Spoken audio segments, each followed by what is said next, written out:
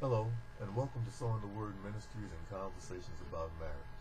My name is Charles Perkins, and the title of this message is What If?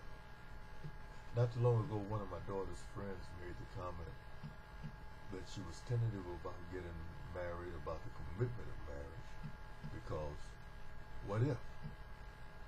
What if I get bored in the relationship? The answer is, you will. What if there's someone else out there who can make me happy? The answer is, there is. What if I married the wrong person? The answer is, you did. Now, these are probably not the answers you would expect in the makings of a happy marriage, but nonetheless, these are the answers. You will get bored in a marriage. Why? Because at some point in time, you're not offering anything to the relationship. You're just trying to see what the relationship can do for you. When that happens, you get totally self-centered. And when you're self-centered, you will get bored. When you want to find the source of your boredom, go look in the mirror. The most boring person in the room is the person who's bored because he or she is not offering or contributing anything to the situation, and really is a drain on the situation. So, will you get bored in a relationship? Probably. Do you have to get bored in a relationship? No. It doesn't just happen. Boredom doesn't just happen. You choose to make it happen. The choice is yours. You can add to a relationship, or you can be a drain on it. You never get bored with anything or anyone you're intellectually, emotionally, and physically involved with. So stay involved and you won't get bored. Is there someone out there, someone else out there who can make me happy? There always is. I know I'm not the only man in the world that can make a good husband for my wife, and she's not the only woman in the world that can make a good wife for me. The point is, we have chosen each other. We chose each other. No one else belongs in the equation. 1 plus 1 equals 1. 1 her, 1 me equals 1 us. It doesn't matter who else is out there. It only matters that we're with each other. Stay focused on the one you're with. It doesn't matter who's interested in you. It only matters who you're interested in. We're not animals that react only to instinct and therefore have no control over our sexual and emotional appetites. The old saying, I'm a man and that's the way men are, is just that, old. God gave us the ability to think and the ability to make a choice. Why should we deny what He's given us and reduce ourselves to mere animal instinct?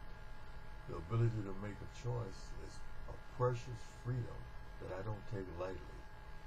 I'm free to love my wife. I'm free to stay faithful to her. And I'm free to desire her and only her. And I do. Now, what if you married the wrong person? Like I said, you did. You almost never marry the right person. And you're almost never the right person for your spouse. You discover things about each other after you live together for a while. Some things you like and some things you dislike. You discover that you are not soulmates, as they like to say today. My wife and I were very different people when we met, and we still are different today. She was in college studying to be a teacher. I was a funk musician. We had nothing in common, and almost nobody that knew us thought we would ever stay together. The only thing that we had in common was that we wanted to be together. So, over time, we learned how to love each other. Then we learned how to love God, and we learned how to love each other even better. Through our ups and downs, I became a better husband. I learned how to be a husband. Through our ups and downs, she became a better wife. She learned how to be a wife. We learned how to accept each other, and sometimes that's more important than understanding each other. We got the words, or took the words, I should say, divorce and separation out of our vocabulary in the very beginning of our relationship, before the ups and downs started, before the ups and downs came into the picture, we decided that we would be together no matter what. We got closer and closer to God and deeper into His Word, and that taught us how to get closer and closer to one another and deeper into each other. We created an us. And the us is more important than the individual me or the individual her.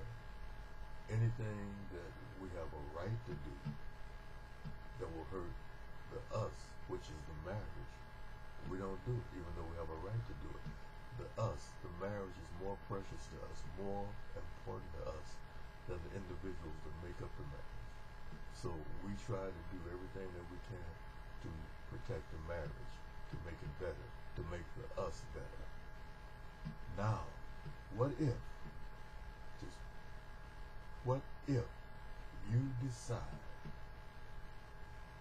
to love each other until death do us part?